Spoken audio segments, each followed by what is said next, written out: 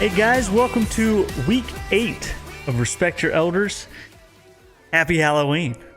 Happy Halloween. And we're real spooky this week. It was real spooky.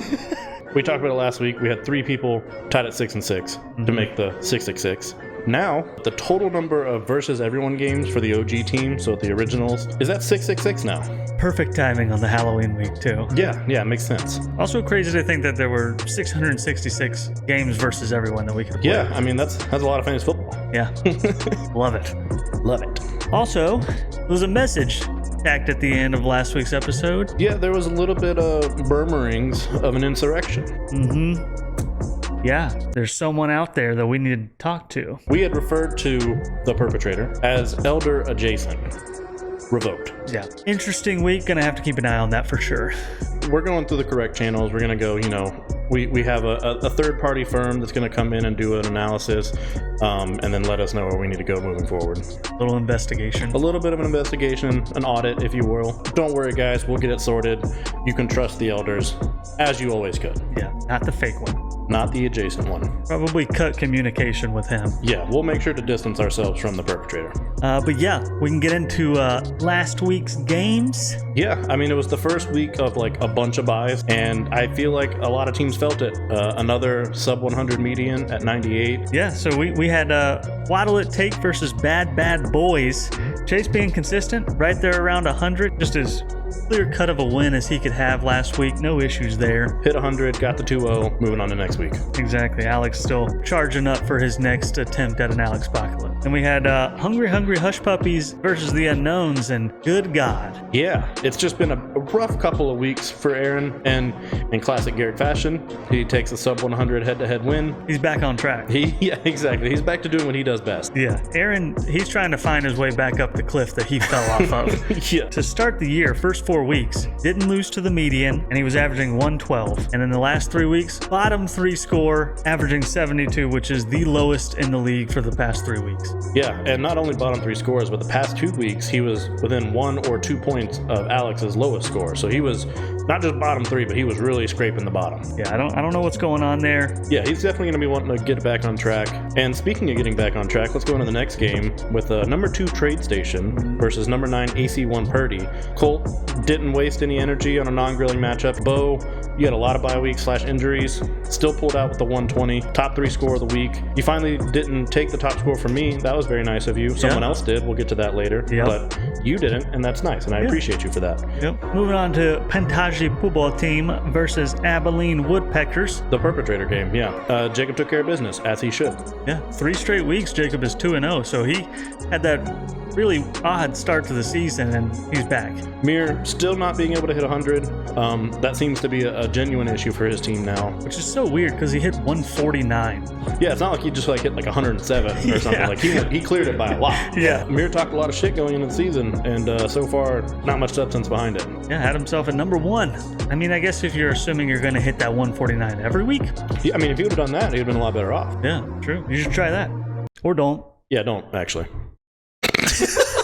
The final matchup, number 1, Red Rain versus number 3, Mahomes Improvement. Chris, new top 10 all-time score at 176. Yeah. I still did good. I scored 148. I lost my perfect season scoring 148. Yeah. Sometimes it goes that way. Happy to have the median so I don't just completely get shafted. I at least get a slight +1. Yeah, Chris going through that Elder Gauntlet 3 weeks in a row, and he was like, I am not losing all 3 weeks. So 176 is a way to guarantee he's not going to do that. The Chiefs trio on Chris's team almost scored 100 points by themselves. When Taylor Swift's in the audience, you just never know what the Chiefs are going to do, but it's usually pretty good, and so that sucked for me. Unfortunate. But if we take a look at the standings, everybody's kind of falling into their spots. Top 4, bottom 4, hanging out. Jacob and Aaron right in the middle, just flipping spots. Yeah, a lot of buddy records too. You got you and Chris at 10-4, Jacob and Chase at 8-6, and then Aaron and Garrett 6-8. The bottom 3 are kind of setting themselves where they are. I'm noticing that the perpetrators down there in the bottom 3.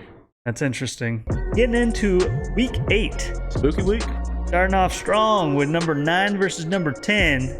The spookiest places to be. Bad Boys at number 10, AC1 Purdy at number 9. They have been struggling to find a win. Good news for them. One of them will get a win this week. That is true. One of them has to get a win. The other good news is this is a grill game. Alex put Colt at 10th in the standings. And ironically, Colt put Alex at 10th in the standings. But Their last matchup last year, Alex did beat Colt. looking at the matchup histories, surprisingly, the average score for the matchup is both of them over 100, which is something they don't do very often. Would love to see Alex get a win. Would also love to see another grilling episode. So I'm kind of torn on who I'm rooting for. Yeah, need to get that grill turned back on. Taking into the next matchup, we got number 3, Mahomes Improvement, versus the number 7, The Unknowns. Chris is winning in the matchup history 3-0. I don't even know what to say, honestly. Yeah. I mean, this is one of only 2 matchups that Garrett has not beat. Obviously, Garrett wants a win versus everybody, and Chris coming off a 176. Odds are he will underperform from what he did last week. Yeah, he's going to come down. The bad thing is that could still just be like 150. Yeah. I mean, Garrett's gotten up to number 4 on the week. Just got knocked out of the playoff contention. So he's trying to climb back in there. What a way to do it versus the number 3. Would be pretty cool to see. The next matchup, number 2, Trade Station, versus number 6, Hungry Hush Puppies, the Brother Showdown. See which price is right. Yeah. All-time matchup history, you're kind of running away with this one, 5-1. Yeah. Average score over 130 as well. Aaron scores a respectable 115 against you. It's just 20 points too low. Yeah, I mean, he's trying to get back up there too, so maybe don't do it this week.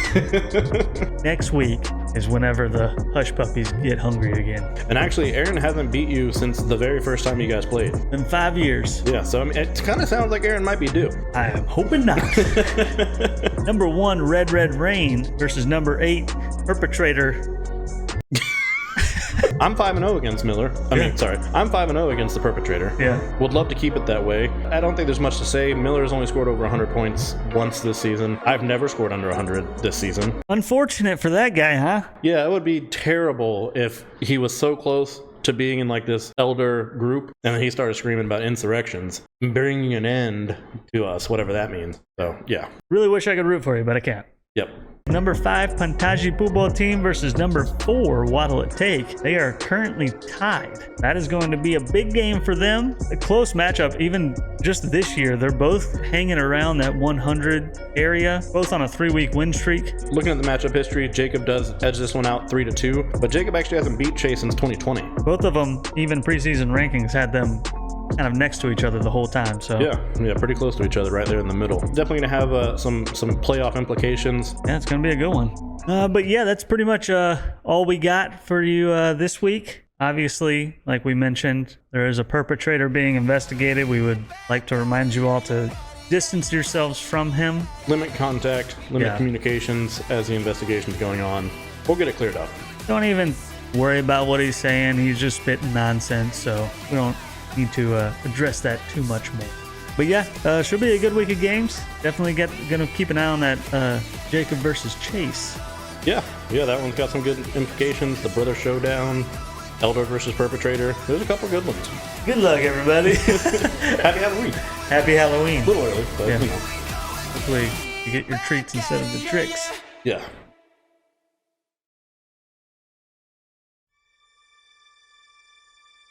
Taking up that call to action to take down the Elders. Let's go. Kevin, I'm sorry. It had to be done. There was a call to action. What can I say? Had to take down your undefeated season. It is time to check, make sure everyone else took down the Elders, and they both won. The other 2 Elders won. What are we doing? What are we doing, guys? Come on, there was a call to action. Disappointed.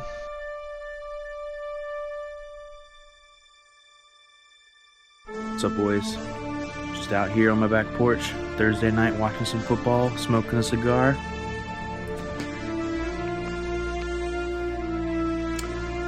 With Winston. I think Mir's right. There's 3 of them, 7 of us, and we can't really do anything to stop them. Well, we haven't done anything to stop them. It's not that we can't. It's just that we're mentally weak. So we need to strengthen ourselves. All of you are bitches. And me. I'm also a bitch. I'm one of the 7 bitches. We are letting these 2 youngins and 1 slightly old guy. He's a month older than me. Okay, big deal. Whoa, yeah, he's so old, man. Yeah. They're running the table. I mean, you got Chris. You know, he also wins sometimes against them. 2 in a row, championships, whatever. I had first championship. You know, big deal because I'm fucking awesome. But the rest of you guys are slacking. I mean, I know I'm really slacking right now. I only did good that first year and was on the end of the year. But we need to accept Mir's call. We need to band together and end this reign of terror that these illness have on us. Maybe it's time we start our own show. It's just gonna be the 7 of us. We got Vantars, which of course is a term that me and Austin coined a long time ago, which means the gay 7-way. I need all of you to give some motivational speeches to your teams, pep talks, whatever you want to call them. Give them the every swinging dick speech. Just get those boys ready to play and take down those elders. AC1 Purdy out.